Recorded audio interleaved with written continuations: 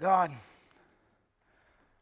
we grieve to think how cold we've been to the claims of your authority and the wooing of your love. How you've given us a path to walk, and yet we've chosen another.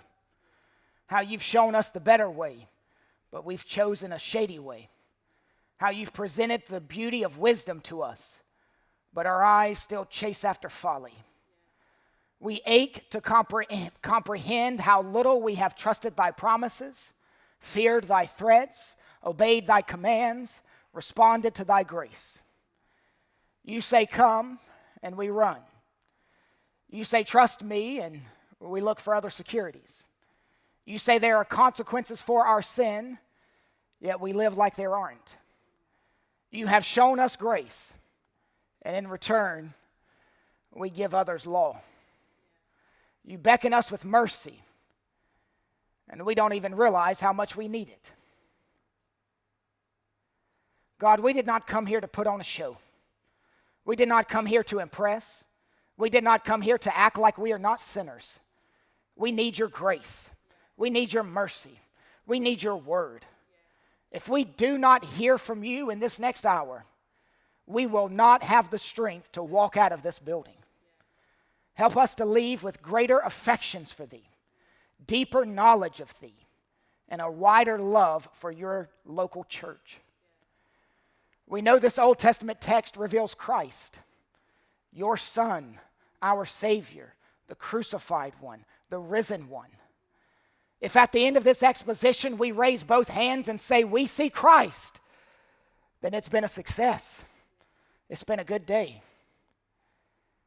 We don't have to remember this sermon for the rest of our lives. We just need it to meet us in our pain, meet us in our hurt, meet us in our confusion. Your word meets us wherever we are. And your word brings us to assurance. Assurance of salvation. Assurance of your sovereignty over history and our current circumstances. Assurance of Christ's sacrifice for sins accepted on our behalf. Meet us where we are and bring us to assurance. This is our corporate plea. Amen. God is a helper in times of distress. If you are currently in a crisis, this is a good text for you.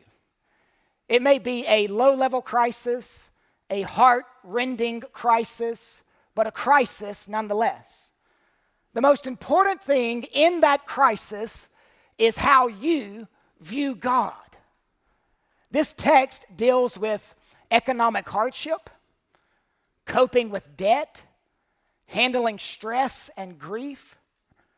Sometimes God uses these difficulties to teach you about his character. If you're a woman, there are women all in this text. This is a woman-heavy text. Godly womanhood put on display. There's a widow woman, a single woman, a woman who is married to a man who is likely not a believer, a woman who is a single mother, and a childless woman struggling with infertility. Women, women, women. Ladies, this text is for you. Non-Christian, those of you who are considering the claims of Christ, this text will reveal God's character. My hope is that you see God for who he is, and it will cause you to see yourself for who you are, a sinner who needs to be forgiven. Get this. His character will bring you to repentance and faith. Here's where we're going. A widow woman in her oil, verses 1 through 7. A Shunammite woman in her mansion, verses 8 through 17. A farming accident and its oddity, verses 18 through 37. A church supper and its menu, verses 38 through 44. A widow woman and her oil, a Shunammite woman and her mansion, a farming accident and its oddity, a church supper and its menu.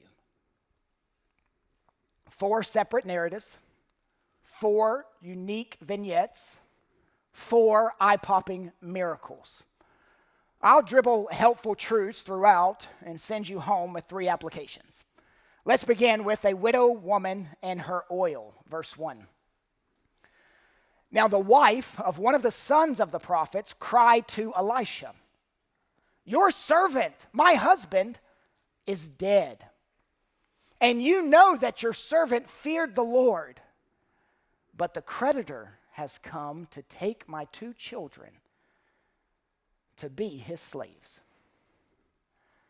Elisha is president of prophetic training schools, seminaries, and one of the seminary wives approaches him. This verse shows that these prophets in training were not monks. They were not monastic, but apparently lived pretty independent lives. They didn't stay in the same dorm or eat at the same cafeteria. They were not celibate, but had wives and children. This seminary wife, this preacher's wife, this minister's wife, informs Elisha of her husband's death. She grieves in front of him by recounting her husband's faithfulness to the Lord. Her husband was one of Elijah's proteges, a young preacher he was discipling and training for the prophetic ministry. We don't know how he died, but it sounds tragic and unexpected. He died young, leaving his wife, maybe in her late 20s, with 2 young boys. This nameless widow is unraveling in front of Elisha. She's turning into a puddle of tears.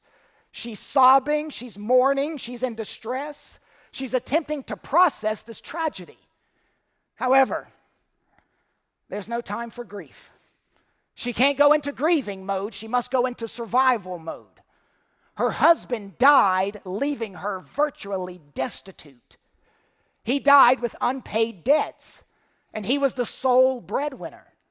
She was given the privilege to stay home with the boys and raise them. He left her with no mutual funds, no Roth IRA, no money under the mattress, no savings account to dip into. What type of man dies and leaves his family unprovided for? Didn't they teach a finance class in seminary? Surely there was an Old Testament version of Dave Ramsey in Israel. And just why is he in so much debt? Did he have a gambling problem? Did he love late night infomercials? Maybe he was simply bad with money and undisciplined, lived above his means. Proverbs 13:22, a good man leaves an inheritance to his children's children. Well, this guy didn't even get the first part of that. Perhaps we should not jump to conclusions. Let's remember that many prophets underwent persecution under Jezebel. She's still living at this time. Back in 1 Kings, Obadiah hid many prophets in a cave after she put a bounty on their head. Perhaps this man turned to loans for simple survival. Charles Spurgeon said, "Sometimes the best of men may die in poverty." She evidently has no family to step in. Maybe her family were pagans and she had to leave all of them behind to follow her young preacher husband who followed Yahweh. She had no kinsman redeemer, no male advocate, no one to cover the debt. Her creditor, a human iceberg, shows no compassion. He has no plans to forgive her debt. He's found banging on her door demanding payment. He says, "If you don't have my money, I will take your 2 boys to become my slaves until the debt is paid off." He wants the outstanding debt paid in full. It was within the law to enslave the debtor, even to enslave their children.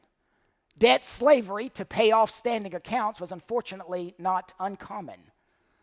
Like buzzards, the creditors are circling overhead. Now, when Israel was operating like God intended for her, the whole economic system was set up in favor of the widow. Deuteronomy 24:19, when you reap your harvest in your field and forget a sheaf in the field, you shall not go back and get it. It shall be for the sojourner, the fatherless, and the widow, that the Lord your God may bless you in all the work of your hands. When you beat your olive trees, you shall not go over them again. It shall be for the sojourner, the fatherless, and the widow. When you gather the grapes in the vineyard, you shall not strip it afterward. It shall be for the sojourner, the fatherless, and the widow. This whole account puts Israel to shame. They were not operating like God intended. They have no concern for the widow. They have failed to care for the most vulnerable in society. We don't know her name. She's nameless, moneyless, helpless. Verse 2, and Elisha said to her, what shall I do for you?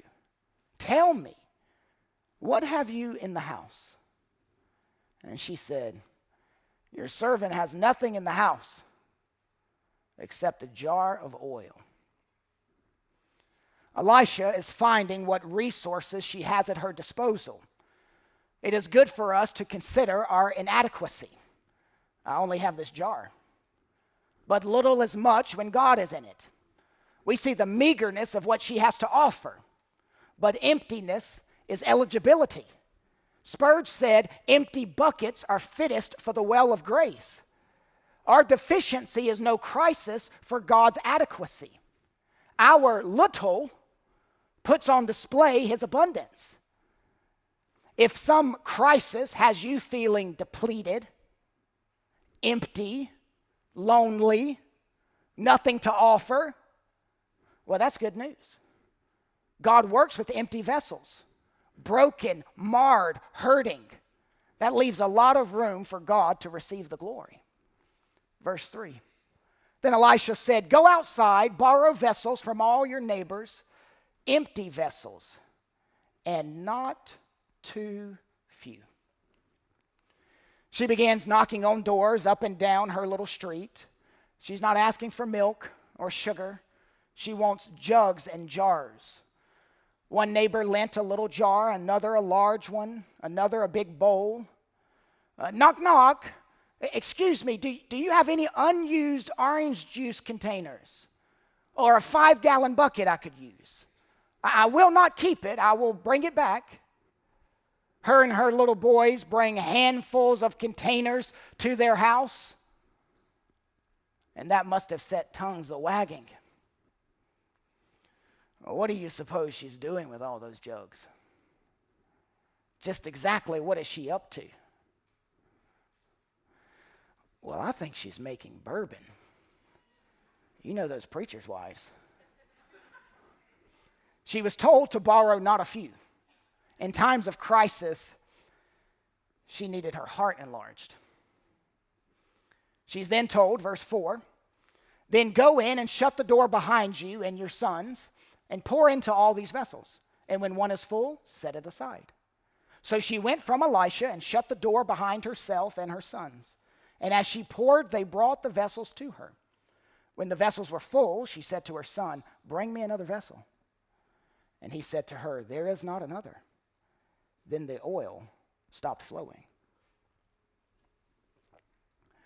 When she began to pour her little jar of oil into these larger containers, it just kept coming and coming. The oil kept pouring and pouring. The widow struck oil. Out came a bubbling crude, liquid gold, Texas tea. She couldn't believe her eyes. Her boys were amazed. They had an assembly line going on. One boy handed her an empty container. She filled it. The other boy took the filled one and moved it to the side. Again and again, this continued until there was only one jug left. She began pouring into it, and as the oil just filled the last bucket, the little jar of oil ran out. There's nothing left. God's provision exactly matched her ability to store oil. Notice that God's provision was made in secret. She was told to lock the door behind her. Nobody could see the miracle occurring in her house except for her and the boys. The provision was made in secret. By Elisha's instruction, God prevented this miracle from becoming a mere spectacle. God shuts the door on some of his miracles. Not everything needs to be posted on social media. Not everything is meant for public consumption in the Christian tabloids. If this lady were in our day, she would want to live stream the miracle, then be interviewed on every podcast, and then write her own autobiography. God doesn't perform miracles to show you off. Why is this woman nameless? She had a name. Elisha knew it. Her children knew it. Why doesn't the author give us her name? This story is not given to us to know her name. It is given to us to know his name. God is presenting himself as the protector of the widow and the father to the fatherless. God is presenting himself as the protector of the widow and the father to the fatherless. Psalm 68:5, God is the father to the fatherless and protector of the widows. That's not merely what he does, that's who he is. Who gave the Mosaic law which insists widows and the fatherless be taken care of? This is part of God's character.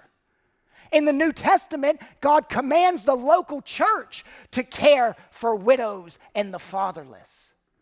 We must provide for the well-being of the marginalized, from widows and orphans in Uganda to widows and orphans in Oak Grove.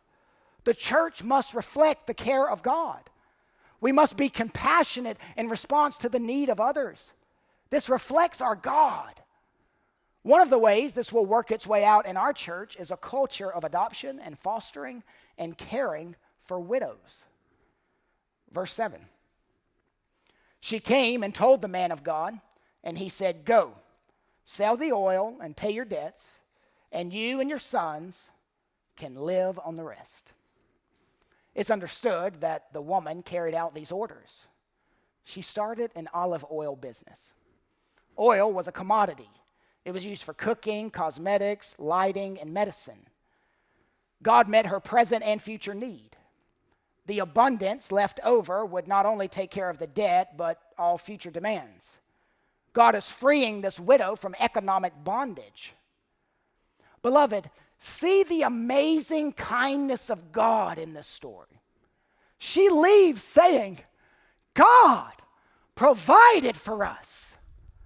The little boys saw the provision, and each time they smell olive oil in the future, it will be a sweet fragrance reminding them of God's deliverance from slavery. We are not slaves. We are sons. God sent a prophet to pay this woman's temporary debt. He sent another prophet to pay our eternal debt. God sent a prophet to pay for this woman's temporary debt.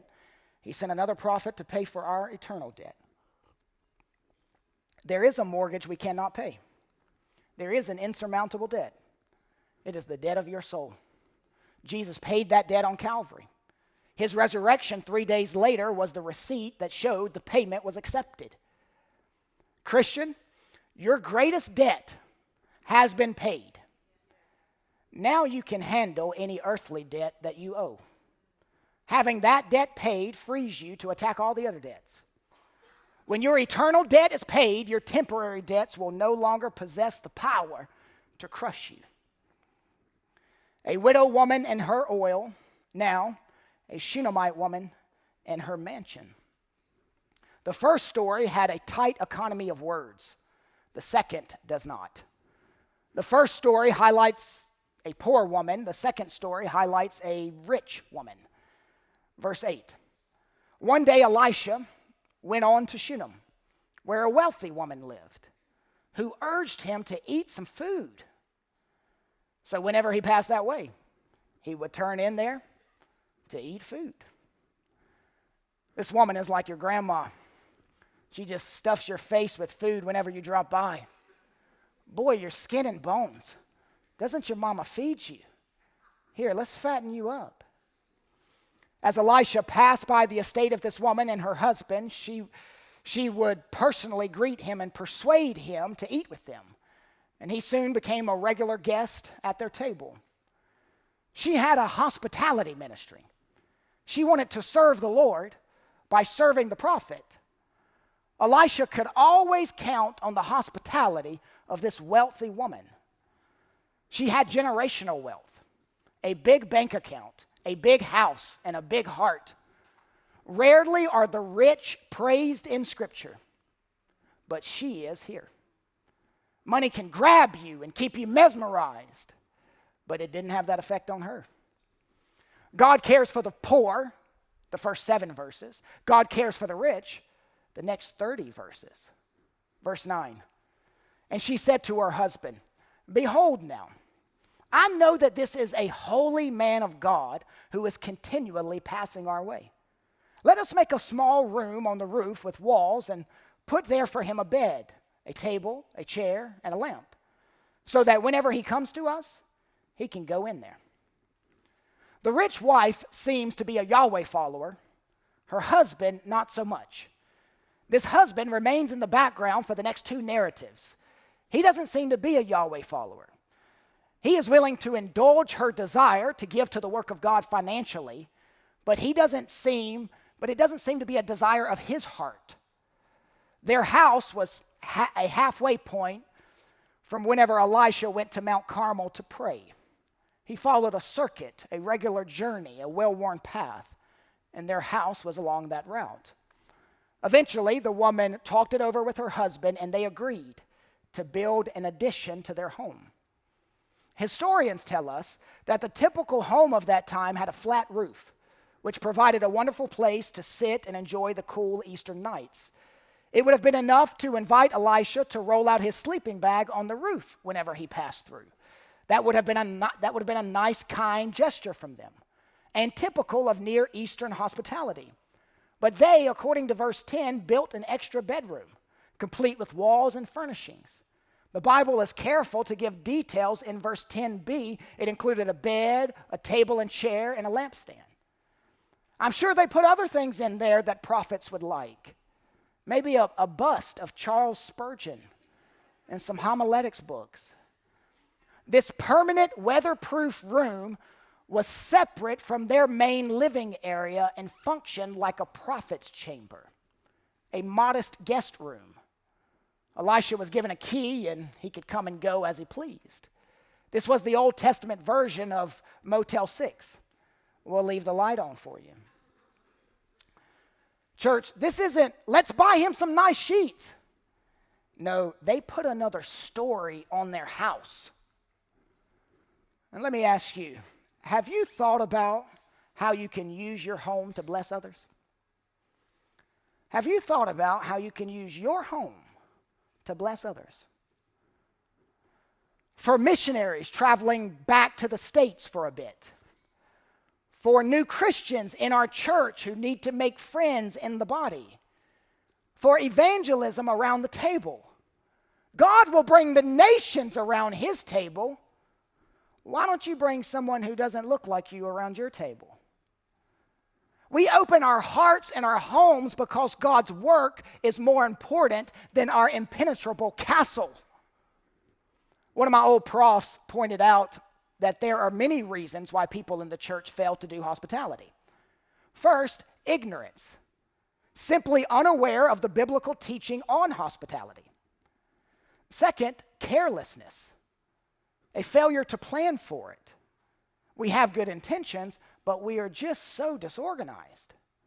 Third, greediness. We would rather pamper ourselves instead of serving others. Finally, fear. We are intimidated by having other people in our home. Did you know that pastors are to be given to hospitality?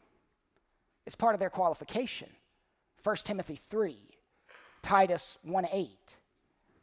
So many of you are creative in how you show Shunammite hospitality. We love hearing those stories. We are offering a Sunday seminar right now on hospitality. Leverage your brick and mortar for Christ's gospel.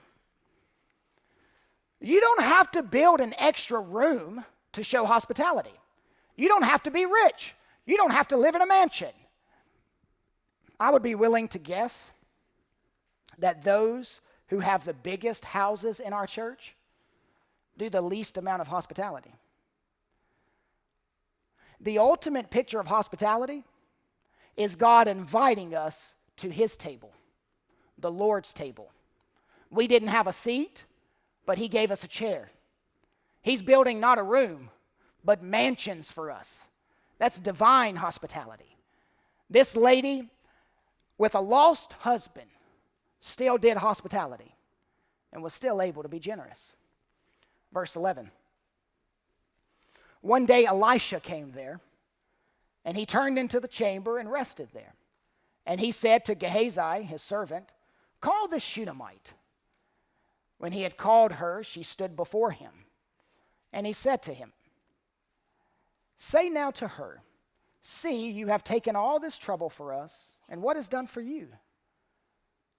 Would you have a word spoken on your behalf to the king or to the commander of the army?" She answered, "I dwell among my own people." Apparently, one day Elisha is laying on this nice, comfortable bed, eating the chocolates that were left on the pillows, and he thinks, I need to do something special for this woman who has shown me so much kindness. He had thanked her, but he wanted to do something more tangible, maybe buy a gift for her and her husband. He thinks, I travel a lot, maybe I should bring her something back. But what do you give someone who already has everything? He asks his assistant. By the way, notice he didn't travel alone. He always had someone with him. He wasn't alone with this wealthy woman. He set boundaries, healthy ones, holy ones. So did she. They avoided any sense of impropriety. This isn't just a good practice for prophets in the Old Testament. It's a good practice for pastors today. Elisha asks his assistants, Gehazi, to call the rich woman to the roof. He does, and while there, Elisha insists on repayment. You've gone above and beyond the call of duty. I need to return your kindness. What kindness can I do for you for the kindness that you have done for me? I've got connections. Would you like the king to recognize you? Or the commander of Israel's army to protect you? I have their ear. She answers, there is nothing I could possibly want. She's reluctant to accept any payment for her kindness to the prophet. She will rely on the support and protection of her local network. I dwell among my own people. She graciously declines the prophet's offer to intervene. She's learned the secret of being content. That ended that meeting. She went back to her mansion, and they went back to the prophet's chamber. While in the room, verse 14, Elisha said, what then is to be done for her? Gehazi answered, well, she has no son, and her husband is old. The assistant verbalizes what the woman would not verbalize. Perhaps she wants a son. Childlessness was a mark of social shame. Perhaps she was barren. Perhaps her husband was too old to fulfill her wish. Something kept them from having children. She said, I have everything. But she doesn't have everything. She doesn't have a child. The narrator slows down the action at a key moment to heighten the tension. You'll see this. They built a second story faster than they had this conversation. Suddenly, Elisha springs into action and he says, call her, verse 15. And he said, call her. And when he had called her, she stood in the doorway. And Elisha said, at this season, about this time next year, you shall embrace a son. And she said, no, my Lord. O man of God, do not lie to your servant. She does not dare to hope lest she be disappointed. Her objection is expressed in her desire not to be misled. Don't tease me like that. Don't toy with my emotions. She couldn't bear to have her hopes dashed. Verse 17. But the woman conceived, and she bore a son about that time the following spring, as Elisha had said to her. Her little bundle of joy arrived on time. The apple of her eye, the treasure of her heart, the gift of God. God would grace them with a promised child. There were many promised children sent to barren, aging couples in the Bible. Abraham and Sarah, Elkanah and Hannah, Manoah and his wife, Zechariah and Elizabeth in the New Testament, There were many impossible births. The difference with this is that the child doesn't seem to be an outstanding leader or a prominent figure like all the other children promised to aging couples. Isaac, Samuel, Samson, John the Baptist. This child played no huge role in God's redemptive history. This child seems to be just a reminder that God hears you and loves you. This birth is a gift of God's particular generosity. A widow woman and her oil, a Shunammite woman and her mansion, a farming accident and its oddity. The narrative fast forwards at least 8 years. The boy isn't an infant anymore or a toddler. He's old enough to work in the field. This 8 to 12-year-old boy is working in the field with his father. They must have had a huge farm operation. That would explain the wealth and their big house. Verse 18, when the child had grown, he went out one day to his father among the reapers. And he said to his father, "Oh, my head, my head." And the father said to his servant, "Carry him to his mother." This is likely a sunstroke or a heat stroke. The dad didn't think too much of it, but he made sure the boy got to his mother. All boys need their mother when they are sick. It's the mother who cares for sick children so wonderfully, who is their nurse and their teacher. There is not a more beautiful sight than a mother mothering her sick child. She's in her element. She kisses the cheek and rubs the head and interprets the moans and groans. It's the mother the boy needs. He's old enough to work in the field, but young enough to sit in his mother's lap. Verse 20. And when he had lifted him and brought him to his mother, the child sat on her lap till noon. And then he died. Disaster strikes. The child died. The child she never asked for. There's a terseness in this verse that roughs us up. A mother holding her dead child. He's gone. He died in her arms. In the arms of his dear mother, he took his last breath. Just before he closed his eyes, she said, "I love you, son." Better to die in her arms than to die in the field. What a gift to have those last few moments together. This isn't 2024. There's no 911, no calling the ambulance. He's simply gone. Notice what this mother does next, verse 21. And she went up and laid him on the bed of the man of God and shut the door behind him and went out. This boy had his own room. They are super wealthy with only one child. He has his own room with posters of Ninja Turtles and little Lego sets put together. Why not lay the boy in his own room? Why lay the boy in the prophet's chamber? Also, in this day, you get the body in the ground quickly. This unusual behavior is followed by more unusual behavior, verse 22. Then she called to her husband and said, "Send me one of the servants and one of the donkeys, that I may quickly go to the man of God and come back again." Now, I was anticipating this wife telling her husband that their son had just died in her arms, but that doesn't happen. Instead, she asks for a farmhand and a donkey. Puzzling. Verse 23. And he said, "Why will you go to him today? It is neither new moon nor Sabbath." She said, "All is well." He displays some suspicion, questioning the rationality of his wife's action. "Why must you go today? I need this farmhand and donkey in this field. Why today? Why can't it wait until tomorrow? Festive days and Sabbaths are days when no work is done, so why not wait until then? You are costing me money and productivity." She's met with protest. The husband is presented as an uncompassionate man. He displays a certain amount of callousness. He hasn't even asked about the boy. She reassures her husband. She silences his objections by offering an evasive answer. She brushes his financial concern to the side. Verse 24. Then she saddled the donkey, and she said to her servant, urge the animal on, and do not slacken the pace for me unless I tell you. In other words, put the pedal to the metal.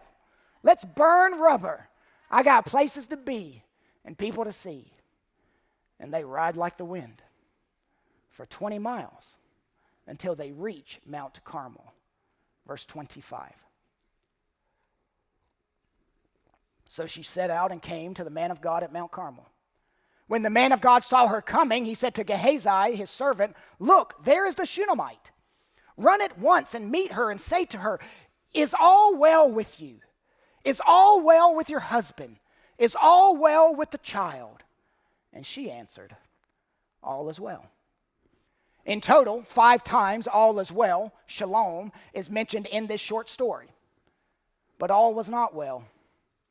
All was not shalom. All is falling apart. All of life is crashing. You do see, don't you? She's refusing to discuss what happened with anyone except the man of God. Not her husband, not her farmhand, not Elisha's assistant. She seeks to bypass the secretary and go straight into the office of the boss. All her hope is in the man of God. She brushes away polite preliminaries. She doesn't have any time for that. Her boy is dead and his body is growing cold. She knows only God's man can bring life. Verse 27. And when she came to the mountain, to the man of God, she caught hold of his feet. And Gehazi came to push her away. But the man of God said, leave her alone, for she is in bitter distress. And the Lord has hidden it from me and has not told me. Beloved, she's lost her child, but not her faith. She refuses to accept her child is dead until the prophet says he can't do anything. She went to the right person in the time of crisis. Elisha was God's ambassador, his representative. She is essentially clinging to God. She doesn't have the answers, but she clings. That's faith. She's clutching on to the promise that Elisha gave concerning her child. This is faithful desperation, not faithless desperation. You do understand that faith is not wanting something to be true, then persuading yourself that it is true. Faith is continuing to believe in the promises and goodness of God despite circumstances that tell you otherwise. Gehazi, part assistant, part security team, begins to rip this lady away from the prophet's feet. He attempts to protect Elisha like a Secret Service agent would. But Elisha calls off the dogs. Can't you see she is in distress? And I am in the dark. She is beside herself in grief. Elijah is taken aback by her actions. This is unlike her customary decorum. He admits he has received no word from Yahweh on this. Elisha did not know the boy had died or that the boy would die. He fully expected the boy to outlive both his parents. Beats me. I have no idea. Verse 28. Then she said, did I ask my Lord for a son? Did I not say, do not deceive me? She now addresses her host accusatorily. She challenges the efficacy of the promise concerning a gift of a child. She testifies it is not better to have loved and lost than to have loved at all. She always saw things were going to fall apart. It's like she expected it. I told you so. God granted her hope and dream, only to see it die. Christian, does it ever feel like God lifts you up to drop you harder? You got the job, then lost it. Met the special person, then broke up. Bought the perfect house, then it wasn't. Purchased the perfect vehicle, then wrecked it. Started a new phase in life, then realized the grass was only greener because it was on a septic tank. Does God give you the hope of something just to dash it in front of your face? Verse 29, Elisha said to Gehazi, tie up your garment and take my staff in your hand and go. If you meet anyone, do not greet him. And if anyone greets you, do not reply. And lay my staff on the face of the child. Elisha treats this situation with urgency. Gehazi, do not be delayed by courtesies of people you might meet along the way. To tie up the garment to them is to put on running shoes to us. Gehazi was young and could cover the distance more quickly. He's already started running. I mean, you see him there. He's tumbling down Mount Carmel as we speak. Verse 30, then the mother of the child said, as long as the Lord lives and as you yourself live, I will not leave you. So Elisha arose and followed her. She refuses to leave his presence. She thinks the physical presence of the man of God is essential. So Elisha heads off as well. Verse 31, Gehazi went on ahead and laid the staff on the face of the child, but there was no sound or sign of life. Therefore he returned to meet Elisha and told him, the child has not awakened. It seems Gehazi made it to the house first, went into the prophet's chamber, put the staff on the child, and there was no sign of life. Elisha's symbol of prophetic ministry did nothing. It brings no response, no change in the situation. The boy did not revive. He hasn't stirred. Gehazi runs back to tell Elisha on Mount Carmel, but meets Elisha on the way. It didn't work, Elisha. The boy is still dead. Why couldn't Gehazi raise the boy? Our narrative gives a play-by-play account on what happened next, verse 32. Then Elisha came into the house. He saw the child lying dead on his bed. And he went in and shut the door behind the two of them and prayed to the Lord. Then he went up and lay on the child, putting his mouth on his mouth, his eyes on his eyes, his hands on his hands. And as he stretched himself upon the child, the flesh of the child became warm. Notice another miracle performed in private. The second of the chapter.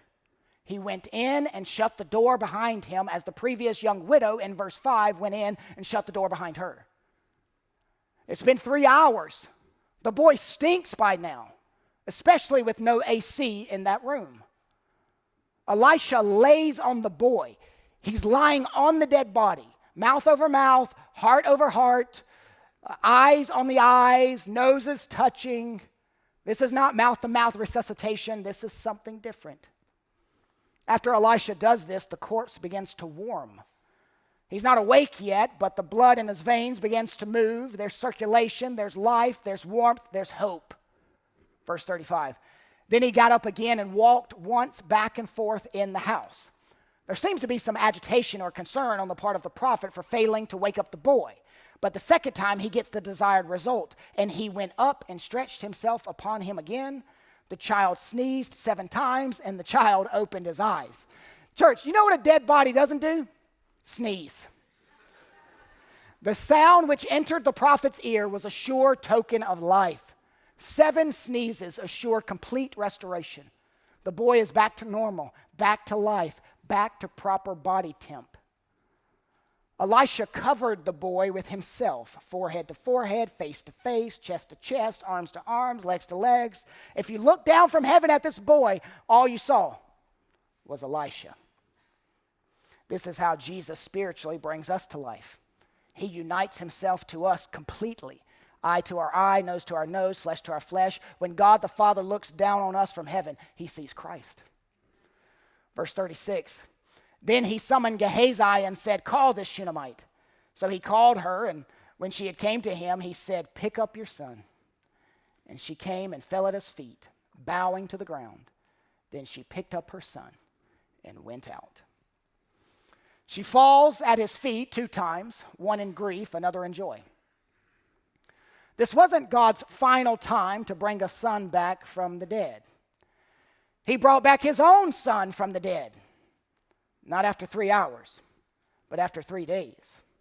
Jesus resurrected from the dead, never to die again. This is not the only time a mother has had to watch her boy die. Mary had to watch Jesus die 33 years after she held him in her arms. This is a little sneak preview of the resurrection power of Christ, a little foretaste. A widow woman and her oil, a Shunammite woman and her mansion, a farming accident and its oddity, a church supper and its menu. Our fourth vignette, Elisha goes to a seminary town, and he plans to spend some time there teaching in the school of prophets. Verse 38. And Elisha came again to Gilgal when there was a famine in the land. And as the sons of the prophets were sitting before him, he said to his servant, set on the large pot and boil stew for the sons of the prophets. Now, he wants everyone in the seminary to eat before he teaches. But there's a problem. There's a famine in the land, and the fridge is empty. Starvation and famine were never far away in agrarian societies. This is going to sound crazy to you with how much groceries are now, but in modern Western countries, food is a far smaller portion of our household budget than it was to them. Dillard points out, life was very different in ancient Israel. In poorer economies, providing daily bread may represent the largest expenditure one makes and may also consume every waking moment. It's hard to stop thinking about food when you don't have any. These young preachers are forced to take innovative measures just to eat. They begin foraging for any food they can find. Verse 39. One of them went out into the field to gather herbs and found a wild vine and gathered from it its lap full of wild gourds and came and cut them up into the pot of stew, not knowing what they were. And they poured out some for the men to eat, but while they were eating the stew, they cried out, "Oh, man of God, there is death in the pot." And they could not eat it. It appears to be too many cooks in the kitchen. These guys are just grabbing anything they can find in the wild and throwing it into the pot. They are bringing vines. Vines. Who eats vines? They are bringing herbs and gourds. Just anything they can put their hand on. Blueberries, blackberries, mushrooms. Just throw it all in the pot. Their grocery store is anything growing in the woods. They simply add to the concoction. Gordon Ramsay would not be very happy. These mushrooms look good. Famous last words. As everyone gets a bowl full and begins eating, something happens in their stomach. There's a rumble in their tummy. Someone put poisonous food in the pot. They mistook it for the edible version. The proof is in the pudding. They need their stomach pumped. They are gagging all around, choking, spitting out soup. It's not simply unpalatable, it is lethal. One man screams, "There's death in the pot." By the way, gentlemen, this is not something you want to say of your wife's cooking. It is better to eat it and die than to say there is death in the pot. They immediately recognize the bitter taste and ominous character. The cook's foible will produce fatal consequences. This toxic concoction is the first biblical reference to a potluck. You put something in the pot and hope you get lucky and live. The first mention of potluck in the Bible is negative. So that's why I am convictionally against them. We used to do them every Sunday here. And then I came and stopped it for biblical reasons. The potluck turned out to be tough luck. It's the peril of church suppers. Verse 41, Elisha said, "Then bring flour." And he threw it into the pot and said, "Pour some of it for the men that they may eat." And there was no harm in the pot. If they throw the stew away, everyone goes hungry. They are in a famine. Elisha opts for something else. It's his secret recipe. The antidote to death in the pot is flour. Flour? This is the hour of flour. Flour power. Flour fends off the poison and saves them from the famine? No, flour is not the antidote to poison. This is simply a miracle. God showing his hungry people that he will feed them. He's saving them from more than gastrointestinal problems. He saves them from poison, then from starvation. If you were there that day, would you have believed him? Would you have filled up your bowl full of soup? I think I'd have questions. Let's say you order a meal and a hair is in it. And you say, excuse me, ma'am, there's a hair in my meal. And then she says, let me pluck that out. And she does. And then she says, enjoy. Are you eating that meal? No, you're not eating that meal. You want a hairless meal. A meal that's never had hair in it. Same here. I want poisonless soup. A soup that never had poison in it. Every time they saw flour in the future, they would think of this event. Flour was a reminder that God cares for them. Just like oil will forever be a visible sign to those little boys, so flour will forever be a visible sign to these grown men. These signs are God's defense against spiritual amnesia. Everyone knows when you eat soup, you also need bread. You need to dip the bread in the soup. One of our kids is a breadhead. He loves bread. Where's the bread, Elisha? Verse 42.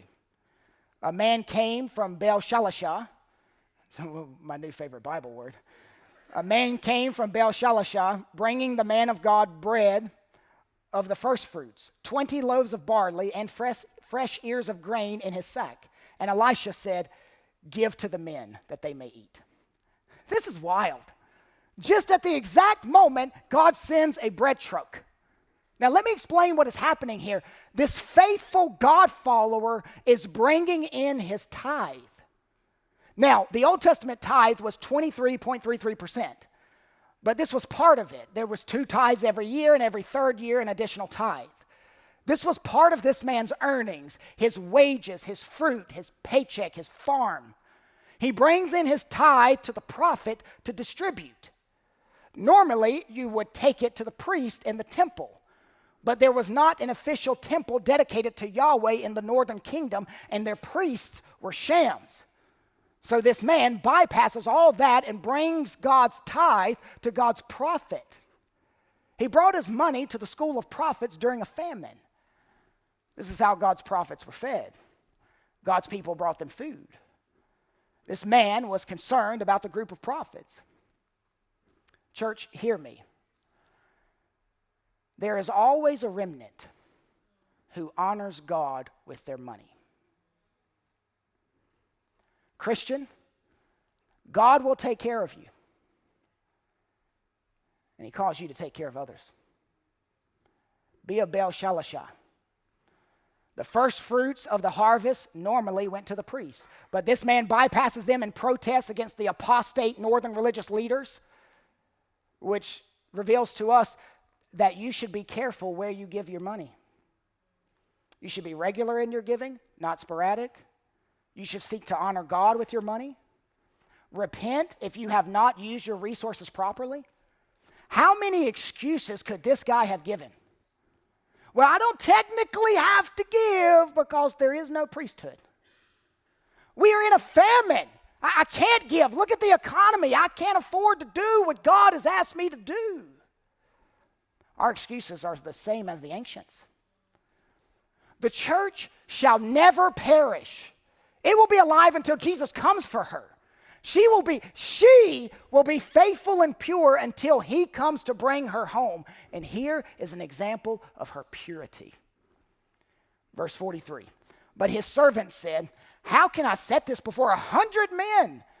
So he repeated, give them to the men that they may eat. For thus says the Lord, they shall eat and have some left.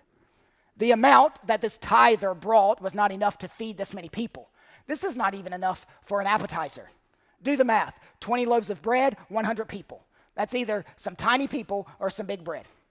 The calculation is impossible. 20 loaves then was much smaller than our modern loaf of bread with so many slices. It would be like a bag of M&Ms trying to feed all of us. This guy speaking to Elisha balked at inviting 100 people to the table. But Elisha is adamant. Set it before them. Verse 44. So he set it before them, and they ate and had some left, according to the word of the Lord. This is the miracle of multiplying food. This isn't just any old bread. This is Wonder Bread. Yes. I'll be here all week, folks. God says there's plenty, and there was. Even had some leftovers. The need is too great to be met with limited resources. We will always feel like that. That's why the Bible reminds us God is in the business of taking what seems inadequate and multiplying it with excess. Stephen Davies said, there is a famine going on in the land, but there is feasting going on in the small school of prophets. You will notice that it does not mention that the famine has lifted. There is no promise that the stomachs of the young prophets will not growl with hunger the next day. But they have this experience of God caring for them. And that experience is worth more than 5 grocery aisles stacked with food. God provided for his people during crisis times. Church, this wasn't the only time there was death in a container. In the garden, there was death in a cup. Jesus drank it down to the last dirty dregs. He prayed, let this cup pass from me. But the Father said, you're meant to drink the poison of man's sin. Here, God saved them from the effects of the pot. God did not save Jesus from the effects of the cup. Because of Christ's work, God the Father will bring us to another garden, the new Garden of Eden, and in it there will be no more poisonous foods. He's the master chef. He's got a lot of good soups planned for us. The final and everlasting church supper is when we pull up a chair with Jesus at the great supper of the Lamb. No death in the pot then, because there was death in the cup. There are 3 applications. Here's the first. Behold the sheer extravagance of a God who provides. Of course, all these miracles authenticate Elisha as the successor of Elijah. But it's more than that. You are meant to behold the sheer extravagance of a God who provides. He provided for the widow woman. He provided for the barren woman. He provided for the dead child. He provided for the hungry seminary students. He's a God of provision. You must see that in this passage. Picture after picture of God providing for his people. This passage does not even exhaust God's concern for his people. God's provision is on every page of your Bible. All 4 stories move from problem to solution, from need to limitless provision. He provided for the poor and the wealthy, for men and women, for adults and children, for wives and husbands, for singles and married, for those in ministry and those working secular jobs. He's concerned with little people like you and me. He cares about the big stuff and the small stuff. All these stories are signposts of the sheer extravagance of God. They are meant to invoke amazement. God is sufficient for the demands you face. Your need is not above his provision. See these miracles and know that God will take care of you. These are all acts of compassion, not merely displays of power. God's acts not to prove to the non-Christian that he is God, but to prove to the Christian that he cares for them. Be not dismayed, whate'er betide, God will take care of you. Beneath his wings of love abide, God will take care of you. Through every day or all the way, he will take care of you. No matter what may be the test, God will take care of you. Lean, weary one, upon his breast. God will take care of you. Through every day or all the way, He will take care of you. We feel the pain of various situations presented in this text, and we know in dark days we can begin to question the care of God. We begin to develop spiritual amnesia. That's why He gives us little reminders of olive oil and flour. God sees you. Heaven cannot contain God's concern for you. The purpose of these miracles is not to parade God's power to you skeptics so that you will believe. No, the purpose of these miracles is to remind God's people to cast all your care on Him, for He cares for you. Your anxiety is a deep-seated belief that God will not care for you. And when you refuse to believe Him, after He tells you repeatedly, I'll care for you, I'll care for you, I'll care for you. When you refuse to believe Him, it is sin. All the stories of the Bible are there to convince you that God cares for you. Non-Christian, the nations around Israel saw how God cared for them, and it caused them to repent of their sin and rebellion against Him and become followers of Yahweh. May you be some of them. May you see how God cares for us, and it calls you to convert to Christ. Application number 2. When one of God's people meets your need, it is God meeting your need. When one of God's people meets your need, it is God meeting your need. That's how all these people who were helped in our passage should view this. It wasn't Elisha. It wasn't the guy from Baal Shalishai. It was God. You must acknowledge God's provision however it comes. From miraculous provision to ordinary providence, it came from God. Whether amazingly or routinely, it ultimately came sovereignly. God always uses other vessels to meet your needs. All throughout Scripture, He invites you to see the divine hand behind the human hand. It could be the hand of your parent, or a pastor, or a friend, or a church member, or perhaps a stranger. But ultimately, He sent the oil. He sent the bread. The last application. Elisha's miracles preview Jesus' miracles. Did you hear these stories whisper, Jesus? Elisha raised a boy in Shunem. Jesus raised a boy in Nain. Shunem and Nain were a couple of miles from one another. Just on the other side of the hill from Shunem was Nain. Shunem was on the south side of the hill. Nain was on the north side of the hill. Same spot, same mountain, just different sides of the street. This passage whispers his name. Elisha fed 100. 8 centuries later, Jesus fed 5,000. Elisha faced pushback about the limited supply, and so did Jesus. Andrew said to Jesus, "What are these among so many?" Jesus multiplied fewer loaves and fed far more people. This passage whispers his name. Elisha did a miracle in 2 stages. Laid on the boy, he warmed, then laid on him again, and he was brought back to life. Jesus did a miracle in 2 stages. Opened the blind eyes where they saw men as trees, then opened them fully to see men clearly. This passage, it whispers his name. Elisha's disciple, Gehazi, could not bring the boy back to life. He could not perform the miracle. Jesus' disciples had a similar instance. They could not cast out a demon, and they had to wait for Jesus to do it. This passage whispers his name.